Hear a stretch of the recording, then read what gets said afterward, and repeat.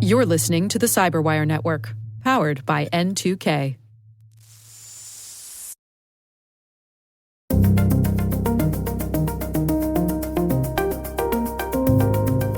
Hello, everyone, and welcome to the Hacking Humans podcast, where each week we look behind the social engineering scams, phishing schemes, and criminal exploits that are making headlines and taking a heavy toll on organizations around the world. I'm Dave Bittner, and joining me is Joe Kerrigan. Hey, Joe. Hi, Dave. Maria is once again on vacation this week, so joining us is friend of the show, Michelle Kellerman. Michelle, welcome back. Gentlemen. We've got some good stories to share this week, but first, we got some follow-up here. Actually, let's start with you, Michelle. You're still pitching your worthwhile charity here. What do you got for us? Yeah, just for the last sub-in, I believe, while I'm going to be doing this campaign, we are halfway through the Blood Cancer United Visionary of the Year charity fundraiser that I'm doing to support my best friend whose daughter had infant leukemia for the Blood Cancer United Society, formerly the Leukemia and Lymphoma Society. And we are halfway through, and I am not halfway to my fundraising goal, tragically.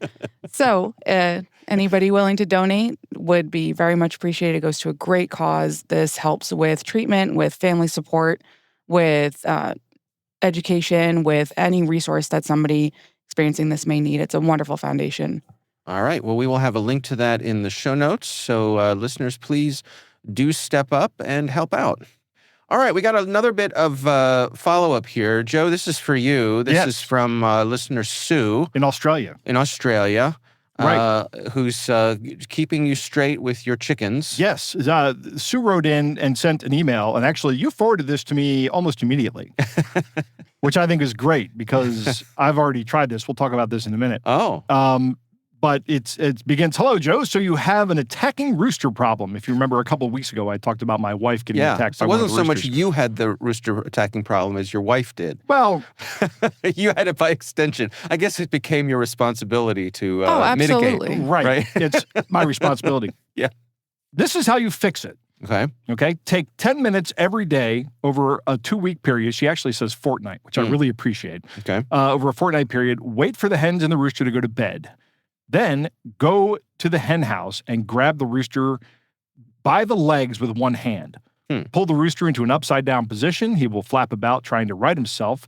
This is a submissive position. Yeah, I'd say so. Right. I don't like being held up by my legs. I don't know anybody who does. Maybe, I don't know. I got a granddaughter that loves it. I would say gymnasts, people who work at the circus. This kid I will hold her upside down by her legs and she will do crunches. And she's like the only 3-year-old I know that has abs. It's Yeah, I don't think I could do that. Yeah, I can't.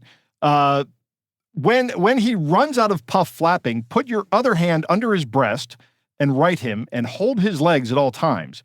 Spend the next 10 minutes touching his comb, wattles, beak, and neck area, and put the rooster back in with the hens. You'll probably only need to put the rooster in the submissive position 3 times, and then you have to do the picking him up every day and rubbing his comb and head for about 2 weeks. Okay. So what this does, I'm going to summarize here because I'm not really all that good at reading. What this does is lets the rooster know, number one, you're in charge. Yeah. Right. That you're the actual power animal in the cage with them. Right. You're not just the free ride for food. Right. Yeah. And also it lets him know that you're not a threat, which is why you have to be nice to him. One of the things that he might be thinking is that something bad is going to happen to the hens when I pick them up, particularly she mentioned Snugglebug, who I talk about, who always hops up and wants me to pick her up. Yeah. And then I have another one, the other Americana hen that is actually taken to me a little bit better, and it's okay for me to pick her up too. The other 3 hens really don't want anything to do with me, and I'm fine with that. As long as I have my other 2 hens that still like to talk to me, that's fine. Okay. So Snugglebug may not be giving off any distress call, which would normally brings in the rooster and other hens to display this behavior, but still seeing it can trigger a response, a protective response. Sue says she only had to do this on one occasion. I did not spend time handling my rooster when he was young, which I also didn't do, specifically because when we were talking about it with my daughter, she said, "Don't handle the rooster. You don't want to do that. You want him to be unhandled so that he is more aggressive and protective. I didn't know that would mean he would attack people. So that's what's happened here. I was administering a tablet for Mason's eye worm to my rooster, and he took a chunk out of me. Which, when roosters fight, they don't just peck. They twist their beak in order to draw blood on the other rooster. Oh. It did this handling him, and she got a problem. Your wife also needs to put the rooster in a submissive position and have interactions with the rooster. He needs to learn that humans have more strength than him. Asian breeds will be more aggressive can be more aggressive.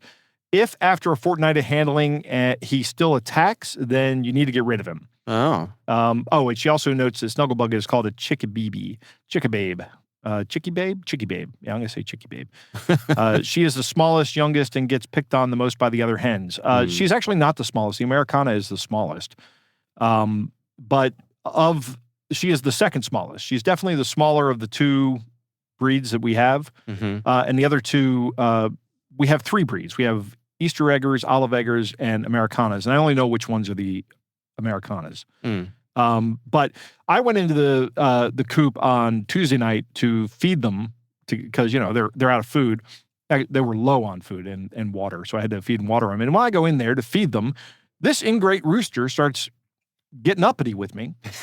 Okay. And he puts his head down, he sticks his neck out, and he starts charging at me. And I put a foot out to stop that, and that doesn't stop him from doing it. So I chased him around the run and pinned him down and reached under him, grabbed his feet, and took him out of the run. And just held him upside down for a little bit. And he sure did try to reach up and peck my hand. He does not have the abs to do that, though. Okay. I did not anticipate the amount of work of chicken psychology that exists out there. Nor did I. I thought having chickens would be a lot easier than this, but it isn't. Well, not even that. I just figured, the expectation is like they're dumb, so we're not going to try and figure it out. I understand, like with dogs, they are working animals. They serve a purpose in a lot of situations. For other animals that we observe closely, like I used to volunteer with dolphins at the aquarium, I used to moonlight. I'd like to do side quests. Learning about the psychology of like the dolphins and stuff, but like chickens, I didn't expect that we were going to like have an analysis and like a tried and true, this is what they need to communicate in chicken. Right. Yeah. Well, you communicate in chicken physically. Yeah. So it's kind of, you can communicate with a dog verbally, and they'll get it, but your dog, you still need some kind of, there's some physicality involved, whether it's like posture, because you bend down in front of a dog, the dog gets excited. Oh, we're going to play. Okay. Because that looks very much to them like a play bow. So there's all kinds of dog psychology, and then there's chicken psychology as well, I guess. So anyway, once he tired himself out, I just kind of held him upside down for maybe 30 seconds and saw him relax and just go limp. He ran out of steam really quickly, and then his eyes started closing. And once that happened, I flipped him over, and I said, "Okay." And then I just started petting him a little bit, and went back and I put him in the coop. Now I haven't had the time because I'm going to classes 2 nights a week, so I'm not there every single night. I can get home at 10:30 some nights, and the last thing I want to do is go out and grab a rooster by his feet and turn him upside down. I just want to go to bed. So I'm going to keep doing this and see if this is effective, but I probably won't be able to do it for 2 weeks until after classes end, which is about a month. But once I put him back, I was able to walk into the run with no challenge or anything. He was like, okay, well, so it is effective. Thank you, Sue, for sending this to me. It's a good thing you didn't choose to raise emus. Right, yeah. I do not want anything to do with them. Did I tell you about my one run-in with emus? No. If you go to why? Why do I have a run-in with emus? I give up. My son and I were doing a bike ride around the BWI Trail, which is a great trail. It goes all the way around BWI Airport. Yeah. And as we're riding up one of the hills, I get the feeling that something's watching me, right? And I look over. More than usual. Right, more than usual, right. It's actually a feeling. I don't know why we get that, but we do get that. Maybe it's something your peripheral vision triggers something. Yeah.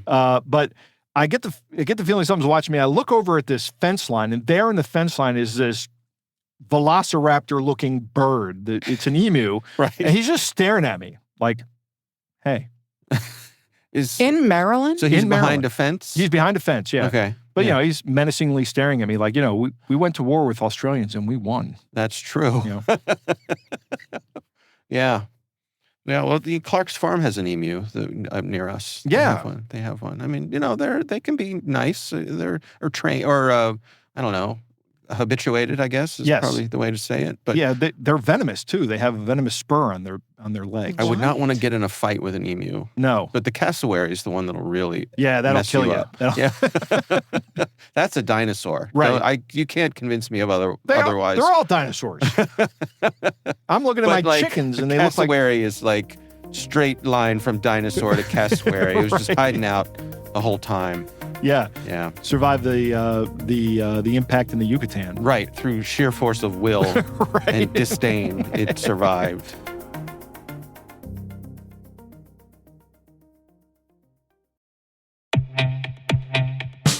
Every attacker counts on one thing: environments that trust too much. ThreatLocker closes that gap with default deny at execution. Unknown software? Blocked. Trusted apps? Contained with ring fencing. Configurations? Verified with ThreatLocker DAC so you stay secure and compliant. ThreatLocker delivers the visibility and control CISOs need without adding operational pain, making zero trust real for teams of any size. Stop ransomware at its earliest point. Book a demo at threatlocker.com/N2K.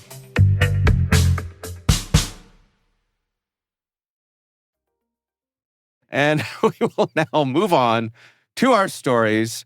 And Joe, you're up. What do you got for us? I have got a banger this week, Dave. Okay. This one comes from Daniel Kaplan at The Guardian, and this kind of exposed something I didn't know existed. But it seems if you are a professional athlete, which I will never be. There's still time. No.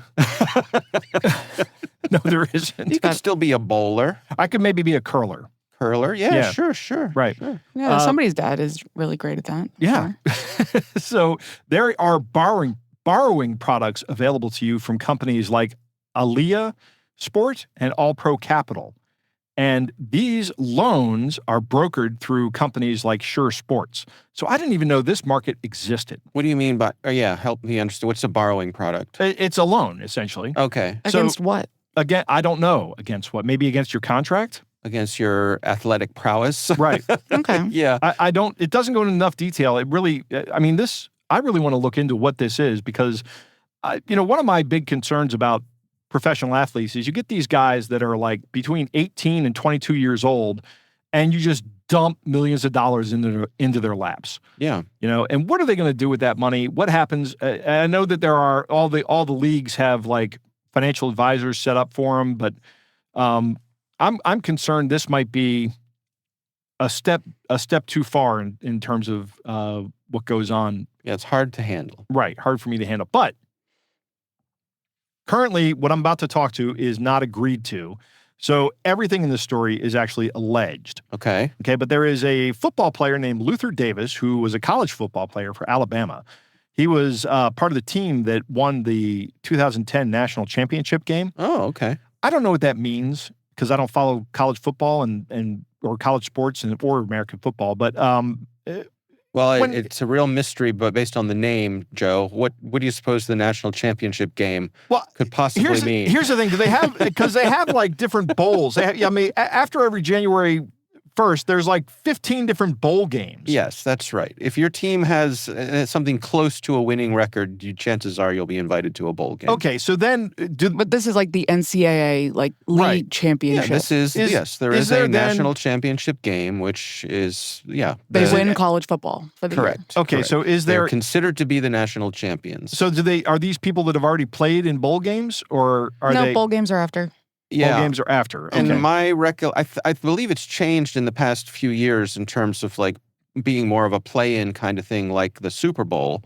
I want to say back in 2010, I believe it was still chosen by journalists. I think it's journalists that rank these, and yeah. how arbitrary of a system is that? I mean, that just doesn't seem right to me. But Well, I mean, it was originally college kids, Right. and you're in it for the love of the game at that point. Okay. Yeah, which Well, is we've long since dispatched. Yes.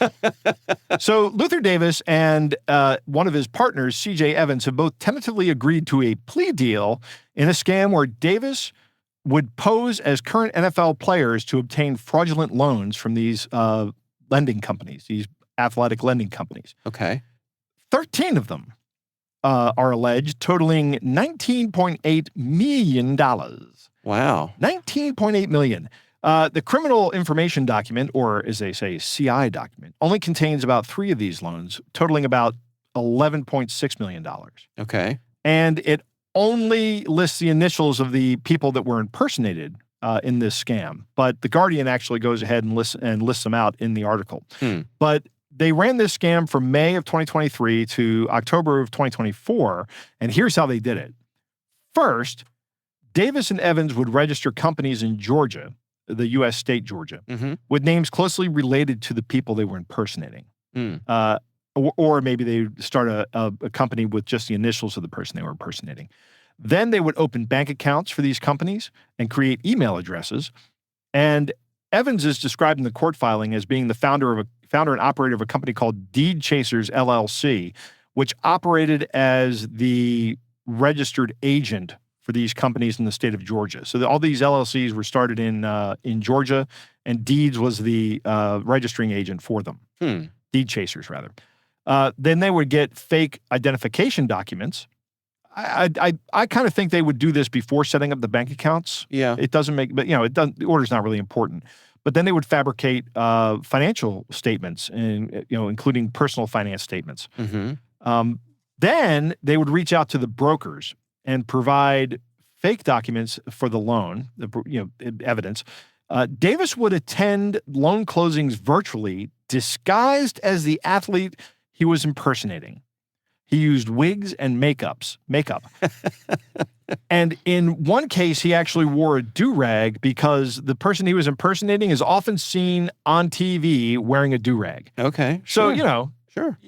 you think do-rag, you think this particular football player, these are all NFL players, by the way. Yeah. Well, whatever the person is known for, if they have a signature look, right? You want to emulate that. So this guy they would go so far as to do to look like the person they were impersonating. They had driver's licenses that had the NFL players' names on them. One of them had a fabricated driver's license number, and the other one was just a number for just some random woman in Georgia. So it was a real number, and there's a good chance they just fabricated the number and just hit on it, right? Yeah. That could be the case. But Davis and Evans have both notified the court that they intend to enter guilty pleas, and they have a hearing scheduled for April 27th, which will be after the drop date of this podcast. So at that time, you can hear about it. But they are charged with aggravated identity theft. Right, Michelle? Aggravated identity. That means they stole identities in order to commit other crimes, including conspiracy to commit wire fraud. And both these sentences, the latter, wire fraud, as we discussed last week, can carry a sentence up to 20 years in jail. So we don't know what the plea agreement says yet, and in terms of how much time they've agreed to, but I think these guys are probably going to do some time. I wonder how they got caught. Well, I was looking at the Sure Sports, the website for one of these services, and the contracts are very specific. They're only open to certain people. So, for example, for draft eligible players, it's only for the top 100 NFL draft prospects and the top 40 NBA draft prospects. It's for certain college athletes based on an expected revenue structure. There are only a certain number of people that could possibly get these loans. Right. A small number of people can get the loans, and there's capital companies out there ready to provide the capital, and then the brokers are there just to be the middlemen. Wow. Yeah, I mean, imagine you're one of these players, and there's somebody out there,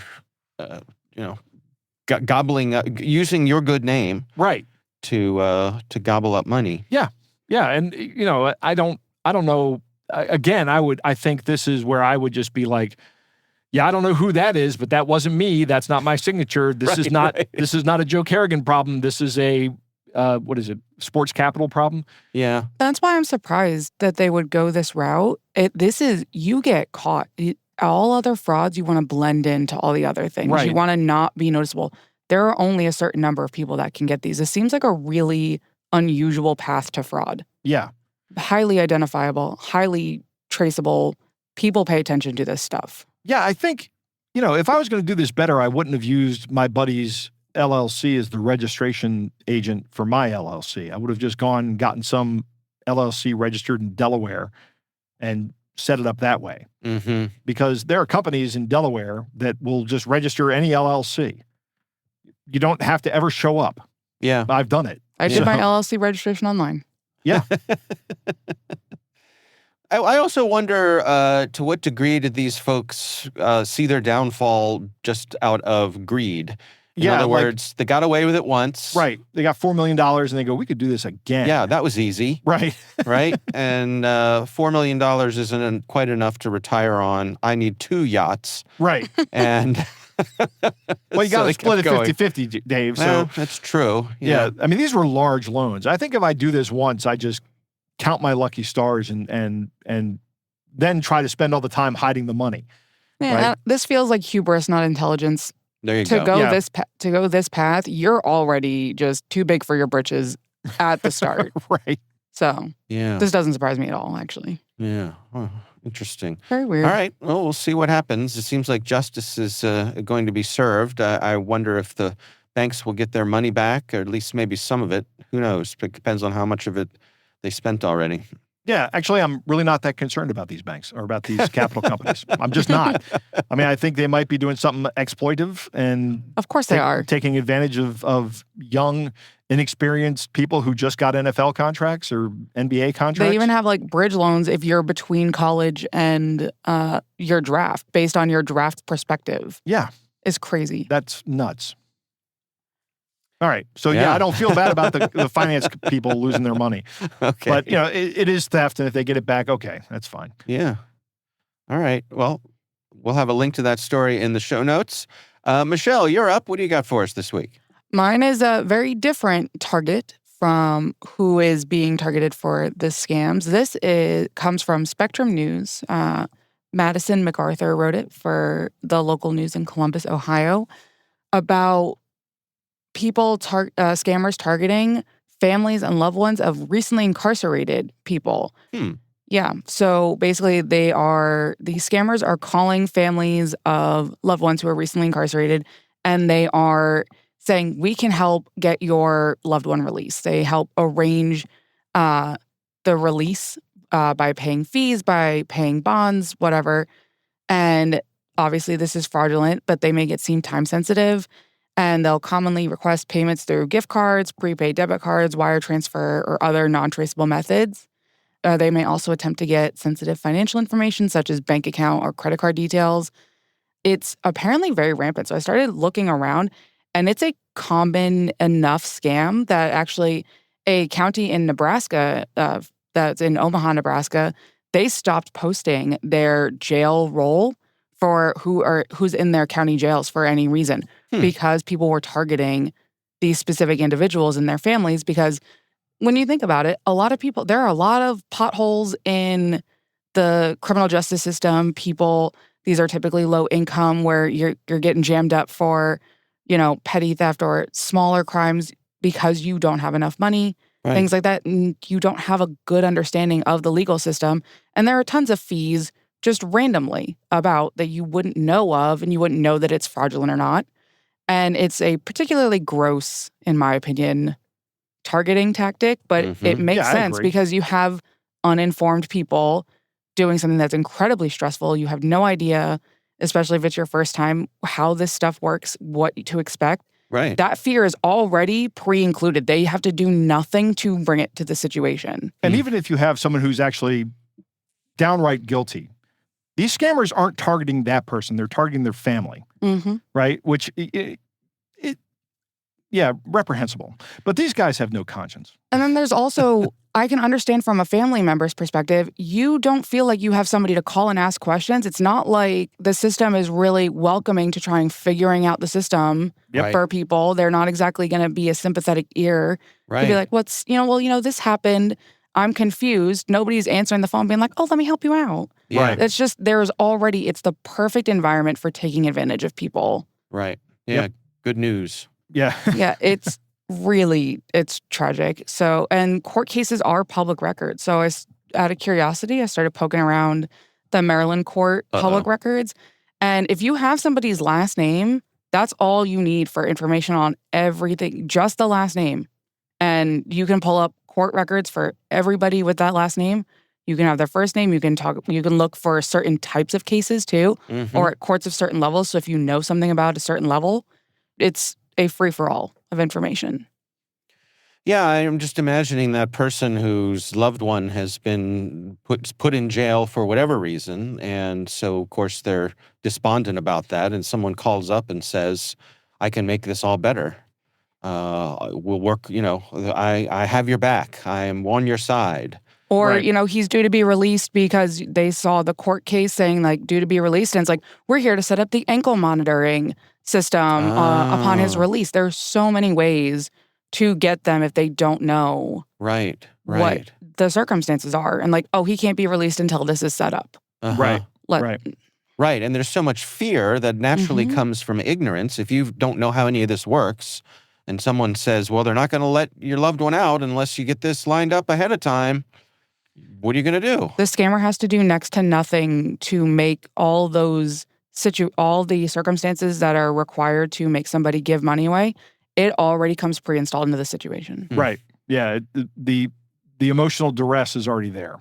Mm-hmm. Yeah, I wonder how you balance this, because I do understand the sort of public good of having a database of people who've been incarcerated. Like that makes a certain sense to me. But at the same time, if you've got people taking advantage of that for scams, how do you find the happy medium between those two things? Well, the story from Nebraska, they did say that after they took their public jail roll off the record, after they stopped posting mugshots and who was currently incarcerated in their jail system, scams dropped off drastically because it stopped being easy pickings. Oh, So they did report that that was a very impactful solution. interesting. And then were they holding people in jail that had not been convicted yet, or were they just like accused of a crime? Yeah, jail is for just being accused a lot of the time. It's not Right. prison, it's pre-conviction. So Okay. you can get picked up for a bunch of stuff. Yeah. Yeah. So, You can get picked up for anything. in France, they have, they really take the presumption of innocence seriously. And I wish we did that here in this country more. Like, you're not allowed, the media is not allowed to do a perp walk in Mhm. France. You can't do it. You can't say, look at all these people we arrested. And the reason you can't do that is because you're essentially dragging them through the mud when they haven't been convicted of any crimes. Mm-hmm. And that happens here in the United States so much. Yeah. I don't like that part of our justice system. Well, that's an interesting point. I mean, should it be that your name is not public until there is actually a conviction? That's It's a an- hard balance. Yeah, that's Right. another hard balance, because what if there are people that want to come and testify? And court records are public records here in the U.S. Yeah. And I get So- the court record thing of it, but definitely the publicity angle could be tamped down. So Yes. not having the jail roll, not having perp walks, not releasing identities to like the news or something, like Right. just Yeah. not doing the publicity side. The public record side, you have to like really go out of your way for to a degree. You have to know it's a little bit less tabloidy, Right. whereas like doing the publicity angle, that is very inflammatory and is a lot more ripe for problems. I wonder too if they could have it be a verification system, but not publishing a list. In other words, if I call the jail and say, "Hey, is Machine Gun Kerrigan in there today?" and they'd say, "Yes, he is," Right. but they wouldn't just publish a list for people to poke through. Right. Kind of like if you call a hotel, you can't just say, "Connect me to room 513." They'd be like, who's in room 513? Right. And if you don't know that, they're not going to connect you. No, So- so it's just zeroing in on the most vulnerable people in the most vulnerable circumstances, and they have no advocates. At least with bank scams, banks want to help you out. The jail is going to be like, stop bothering me to a Right, degree. right, Like they right. don't have a single friendly ear in the process unless they can afford a lawyer. And if they do, then this probably wouldn't be impacting them as much if they Yeah. had the ability to afford counsel. Interesting. All right, well, we will have a link to that story in the show notes. I'll tell you what, let's take a quick break here to hear from our show sponsor. We will be right back after this message.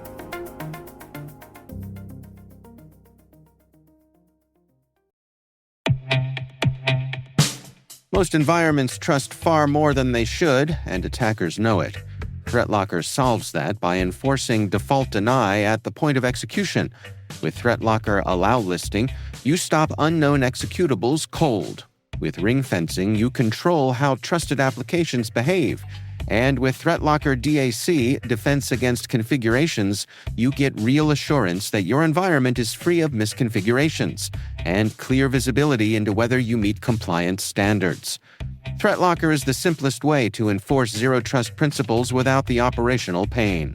It's powerful protection that gives CISOs real visibility, real control, and real peace of mind. ThreatLocker makes zero trust attainable even for small security teams. See why thousands of organizations choose ThreatLocker to minimize alert fatigue, stop ransomware at the source, and regain control over their environments. Schedule your demo at threatlocker.com/N2K today.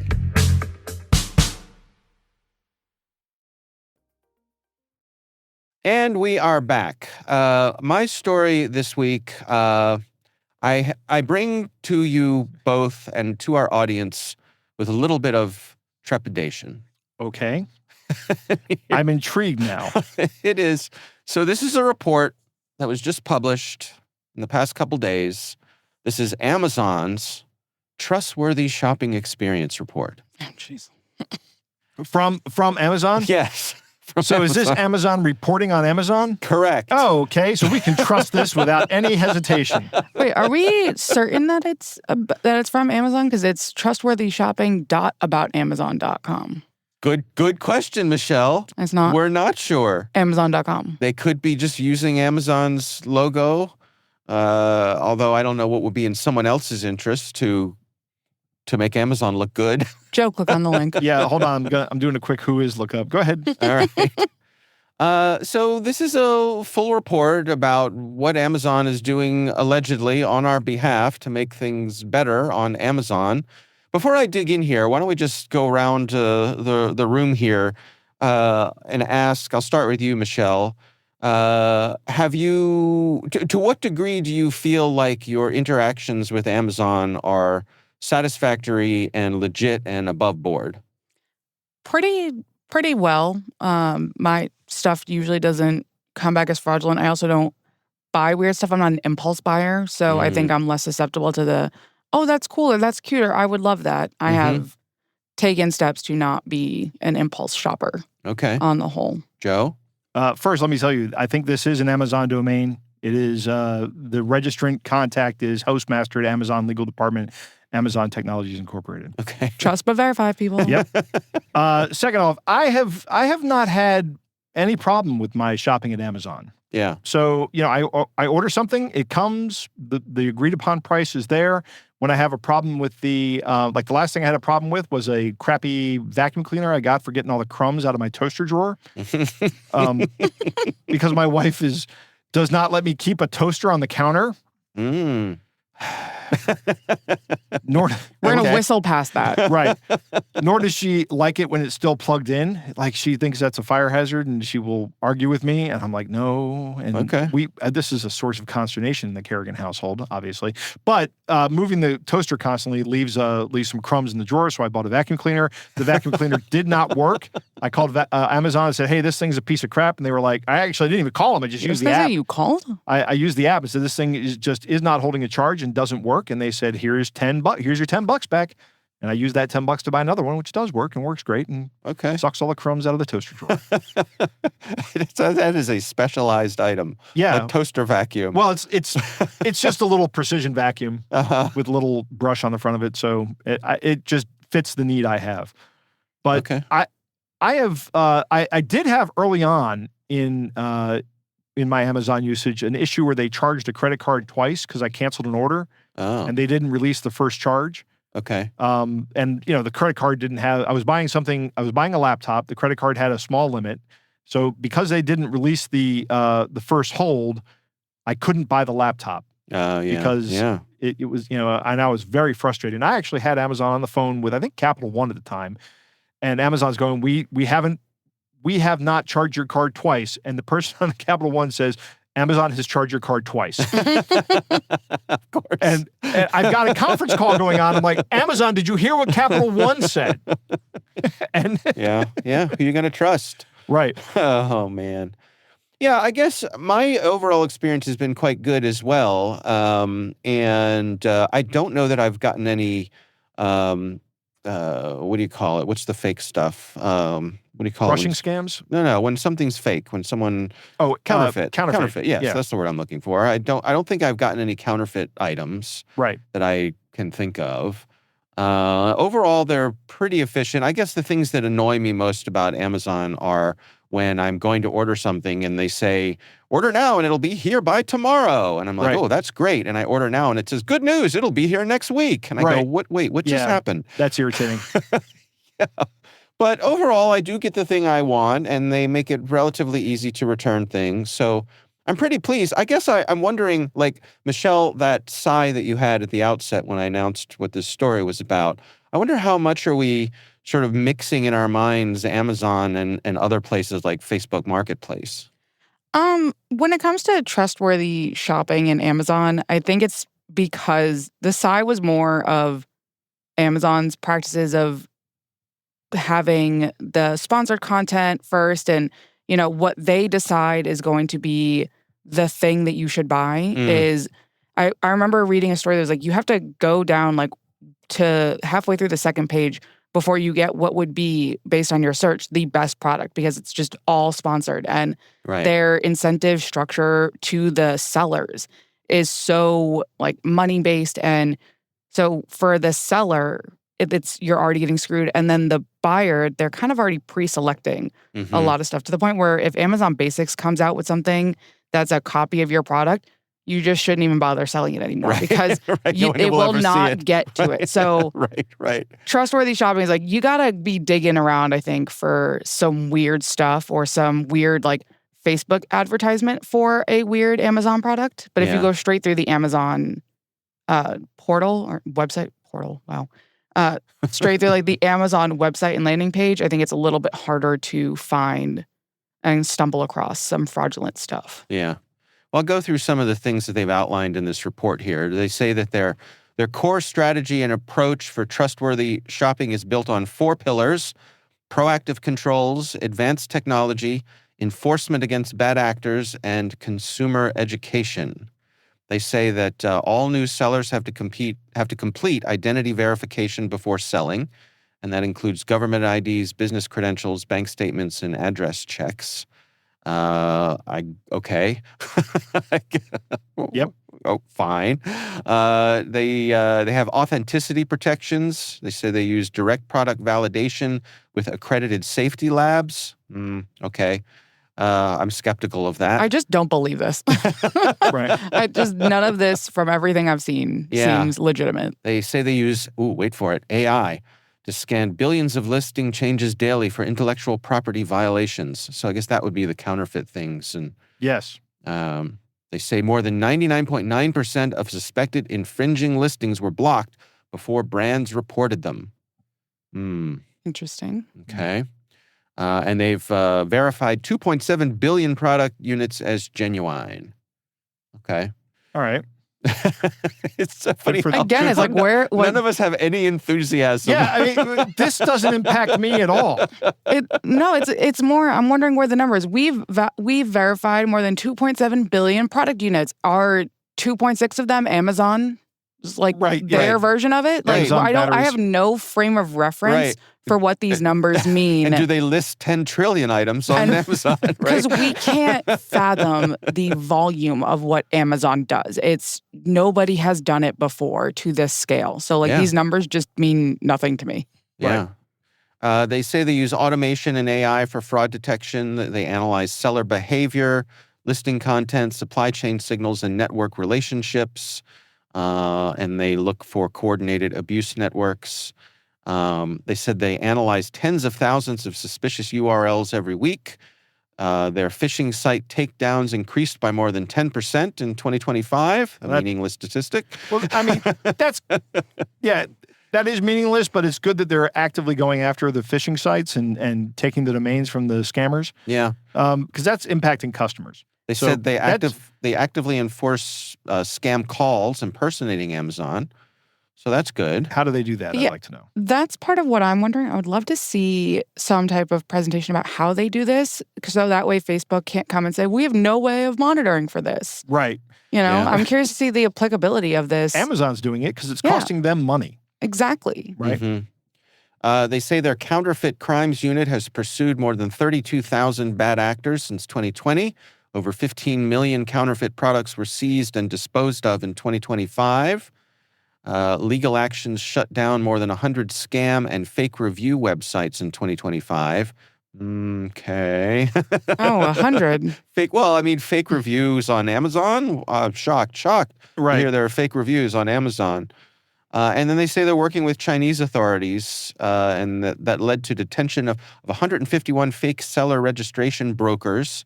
So people who are getting you on Amazon in a fraudulent way. Huh. And they did 70 raids on counterfeit operations. I wonder what's going to happen to those people in China. Yeah. Yeah, this just feels like them blowing smoke a little bit about it. Like, yeah, we are doing stuff, but there's not a lot that's like meaningful. Yeah. They talk about their partnerships with law enforcement, which makes sense. But at the same time, if you get scammed by something that happens on Amazon, you can call the FBI. Right. What's going to happen? I guess, on the other hand, Amazon could make it right. You get something scammy, I imagine Amazon's going to send you the real thing. Yeah, that's Right. more like where I was thinking is like, because they will absorb any problems. They have Yeah. enough market share and you see it with the taking returns after 30 days, even if the product is not in the original packaging, even if it's, they can't resell it, they are willing to absorb a ton of the financial strain of returns or scams or whatever to keep you shopping on their platform. Right. Yeah. And of course, the sellers don't want bad reviews, so they'll do anything they can to Yeah. try to Right. settle it one-on-one. I had a thing I think I shared. I'm pretty sure I shared it with you, Joe. That I tried to buy a battery for one of my ham radios. Yes. And so I was shopping around, and I saw this battery, and it said 4,000 milliamp hour battery. I said, "Oh, that's good. That's twice what the normal one has. Right. I will buy that." And there's a picture of the battery, and on the label on the battery said 4,000 milliamp hours. I said, "Great." So I ordered it, and arrived, and it was 2,000. Just like the one that came with the radio. Just like the one that came with the radio. Right. So I wrote to the seller and said, "Hey, this is your thing says, and this is what I got." And they said, "Oh, sorry, we'll send you the real one. Keep the one we sent you. We'll send you the one you want." I Right. said, "Terrific." A couple days later, new one shows up, Same thing. 2,000. Well, Dave, now you have 4,000 milliamp hours. I do, but I'm faced with the inconvenience of having to swap out batteries like an animal, Right. in the middle. Like some kind of caveman radio operator. Right, exactly. I don't want to have to do that. I want to be able to operate uninterrupted for much longer than otherwise. So anyway, Amazon did nothing about that, and I gave up. I was like, "Oh, okay. I'm not going to get what I want. Right. This isn't worth fighting about."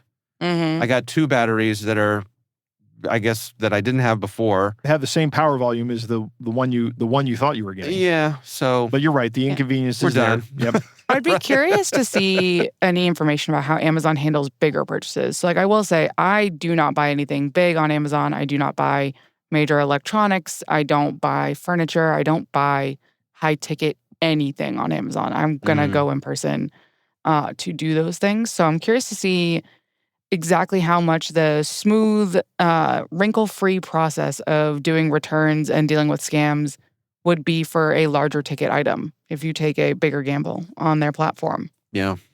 Yeah, I imagine there's all kinds of trouble with things like laptops. And I've definitely ordered things from Amazon that have arrived and I can tell they've been returned, right? Mhm. Like this Really? is not how this was originally packaged. You Right. can just tell.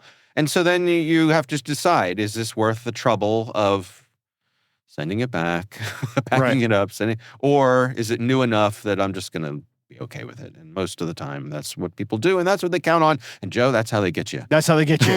That's right. Amazon says, looking toward the future, they're emphasizing predictive detection, including monitoring social media signals to anticipate counterfeit activity before listings appear, Interesting. as if by magic. And they Corporate say that their intelligence. trust protections are continuously evolving alongside retail threats. Mhm. I just think it's interesting that all three of us are like, yeah, whatever. Yeah. we're just resigned. Do my batteries show up in a day? I'm happy. Yeah. I Yeah. I think it's more because we know what metrics kind of matter. We know what would pack a punch. And again, these numbers just have no context. This information is just a list of stuff Right. Yeah. that I have no idea if it's impressive or difficult or if this is a large percentage of what you're looking at versus a small percentage. I have no idea. Yeah. Right. And the vast majority of the interactions we all have with Amazon are fine. Yeah. Mhm. They're not noteworthy at all. Yeah. So, Yeah, I'll agree with that. I mean, we talked last week about the Airbnb and Vrbo scam with those two guys who are going to wind up doing prison time. And Airbnb's corporate statement was like, it's rare on our platform and we're working to make it more rare. right. They use the word rarer, which I don't like because it's kind of hard to say. But Like the rural juror. right, rural juror. That is a great show, by the way. 30 Rock. It's a 30 Rock reference. If you go back and watch 30 Rock, it's funny. But, you know, these things generally, Amazon has done a really good job with me. I don't have any complaints except for that one way back in the early 2000s. Other than that, it's been great. Yeah. You know? And when you hear stories, it's like dumb stuff of like, I got this, like, this ended up being AI generated. And then you see the post and it's like, yeah, you should have noticed that. I Right. think. And when you- that's a user error. Did you return it? Yeah, I returned it. And they give your money back? Yeah. Okay. Okay. Every now and then, like a lawnmower will show up that you didn't order. I You're like, wish- what is this? I wish that would happen. I wish a lawnmower would show up at my house that I didn't order. I mean, I have all the lawnmowers I need, but I'd like to have another one. You want a spare. You need Yeah. a backup lawnmower. You never you, know. You picked the thing that would just make Joe's day. Yeah. Right. Yeah.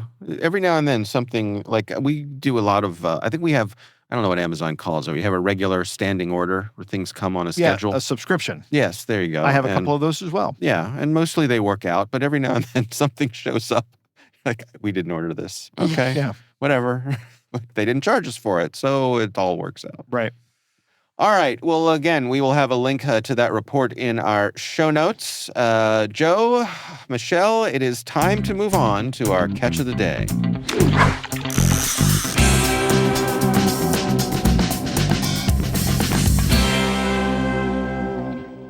Our catch of the day comes from the r/scambait subreddit, Dave. And it's just titled Paul McCartney Part 1. So would that be Beatles or Yeah, something? I'm looking at his picture. That is Paul McCartney. Right. Yeah. I mean, it's not Paul McCartney Part 2, which would be Wings, right? Oh, I see what you're getting at. That was a bad joke. I apologize, everybody. I was trying to go. Uh-huh. All right, didn't work. Paul, wouldn't it be the Silver Beatles would be Paul McCartney Part 1? Ha-ha, I out-Beatled you, Joe. I don't know what that is. Is that Okay. is that what they were called before they were just called the Beatles? It is, yes. The Silver Beatles. Silver Beatles. I did not know that. Yeah, Yeah, that's well, new information there for you me. go. Dun, dun, dun, dun. Not a big Beatles fan. My dad was Okay. a huge one, so I'm surprised I don't know that. Yeah. Yeah.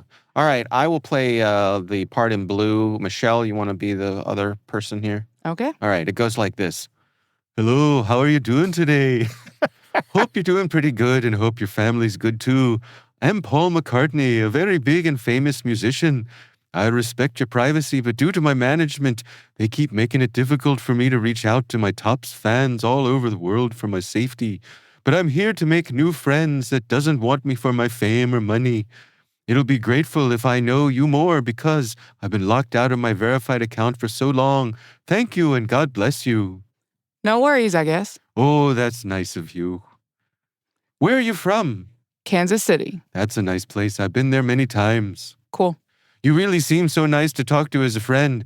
would love to talk more so my management will not find out about this. Okay, do you mind if we talk on my private Zangy page? That's weird, but whatever, I guess. That's how it is when you're big and famous. I like how you talk. Yeah, that's that brick wall aesthetic. Right. Here's my private Zangy number. Send me a message right away and let me know how to talk to you. Dave, is that really how it is when you're big and famous? Pretty much, yeah. Yeah, okay. You realize you're not really famous anymore, right? Maybe like 60 years ago, but not really now. Oh, I am. It's just that I'm getting old, but I'm still strong and cool to talk to. My app keeps freezing when I try to add you. Send me your number. Let me try adding you then. Number. All right. So here's a second interaction here. Hello, it's me, Paul. Got it. Okay, good. Nice talking to you here. We can talk now. My management won't lock me out from this, okay? Thanks for your understanding, too. You realize that your management works for you, right? Not the other way around. You can fire them at any moment. Since you're so old, you might be confused. Oh, yes, I can do that. I feel like I'm slipping into Canadian. A little bit. Right. You also sound more like George Harrison than Yeah, I know. All right. Oh, yes, I can do that, but they've been working with me for decades. Don't worry, we're fine, okay? You sound scared of them. You know, I'm very big and famous. Don't get too worried about that. I will always get in touch with you here, okay? Again, you're not famous at all. You're like 90 years old by now. Your time was 60 years ago. By the time I was born, nobody really knew who you were. Oh, I am not. Just don't want questions from them because they keep doing that all the time. Oh, well, as long as my name is on the internet, I am. Are they concerned that your mental health has been declining? You should probably do what they say in that case. If they tell you to do something, you should listen to them since your mind isn't all there anymore. Oh, yes, they are. But right now, I'm doing my thing my own way. That's pretty nice. You're young. I like your age. We can stop there. Yeah. Pretty good. Michelle, you do a good read, especially of the scam, the scam, potential scam victim that really doesn't want to put up with this crap. Yes, you have a lovely deadpan. Right. Yeah, I love being mean to people.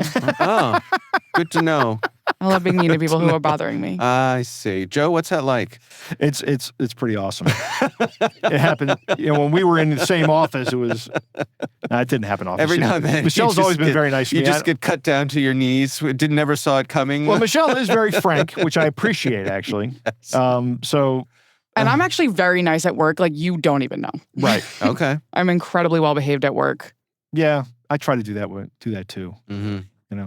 Different Every now work, Joe. and then the real you comes out. Right. Yeah. Yeah, I took my kids to take your kids to work day when they were little. And my Uh-huh. daughter came back and said, "Dad's like a completely different person at work." I was like, yes, I am. Because if I act the way I act at home, they'll fire me. And I then see. you'll have to live in a refrigerator box. And you don't want to live in a refrigerator box, do you? Mm-mm. That's why I have to be someone completely different at work. Yeah. Well, I was cracking a joke with our boss, and I was like, yeah, I got to be well behaved because we're doing this thing with one of our sponsors. And he's like, have I ever seen you like fully well behaved? And I was like, no, actually, you get most of it, but never Right. fully. I'm always about 90%. Yeah. All right. So I'm getting the A. Well, that is our catch of the day. Of course, we'd love to hear from you. If there's something you'd like us to consider for the show, you can email us. It's hackinghumans@n2k.com.